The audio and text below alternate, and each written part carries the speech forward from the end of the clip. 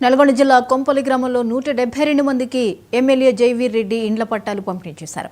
17 ఏళ్ల క్రితం పేదలకు గూడు ఉండాలన్న ఉద్దేశంతో మంత్రి హోదాలో ఉన్న జానారెడ్డి 3 ఎకరాల భూమిని అప్పటి కాంగ్రెస్ ప్రభుత్వం ఉన్నప్పుడు కొనుగోలు చేయించారు. 10 ఏళ్ల టీఆర్ఎస్ పాలనలో పేదలను పట్టించుకోలేదని జైవీర్ రెడ్డి విమర్శించారు. మళ్లీ కాంగ్రెస్ అధికారంలోకి రావడంతో నా తండ్రి కొనుగోలు చేసిన భూమిలో 172 మంది పేద ప్రజలకు ఇండ్ల పట్టాలు పంపిణీ చేయడం నా అదృష్టంగా భావిస్తున్నానని ఎమ్మెల్యే జైవీర్ రెడ్డి అన్నారు.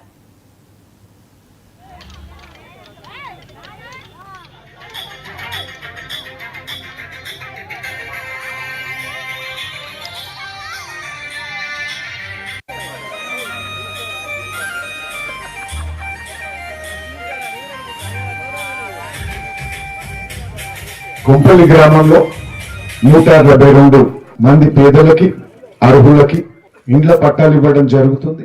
అందులో ఎక్కువ భాగంగా మా దళిత సోదరీమణులు ఉన్నారు. 99 ఎస్సీలకు, 44 బీసీలకు, 20 మైనారిటీలకు, 8 ఓసీలకు, 1 ఎస్టీ కుటుంబానికి పంచుతున్న ఈ కార్యక్రమంలో మీరందరూ గమనిస్తే కూడా ముఖ్యంగా అణగారిన వర్గానికి కానీ ఎస్సీ బీసీ మైనారిటీ వారికి పెద్దపీట వేయడం జరిగింది. కాంగ్రెస్ పార్టీ ఎల్లప్పుడూ కూడా పేద ప్రజల వైపే ఉన్నది. ప్రజల కోసం కష్టపడ్డది.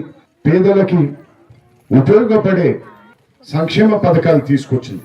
అది ఇప్పుడు తీసుకొచ్చిన సంక్షేమ పథకాల గురించి కాదు. మనం నెమరేసుకుంటే 2004 నుంచి కూడా చూసుకున్నా కూడా ఇప్పటి వరకు కొనసాగుతున్న అనేక పథకాల్లో అవన్నీ కూడా 2004లో తీసుకొచ్చిన పథకాలు.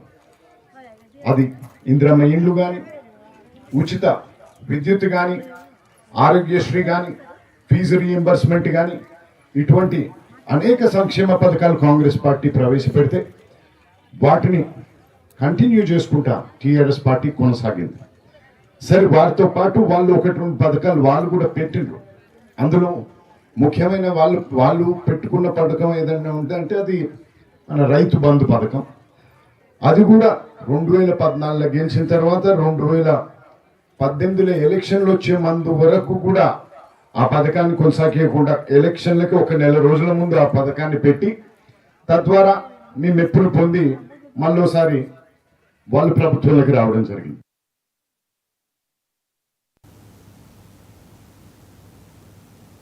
కోర్టు ఆవరణ నుండి రిమాండ్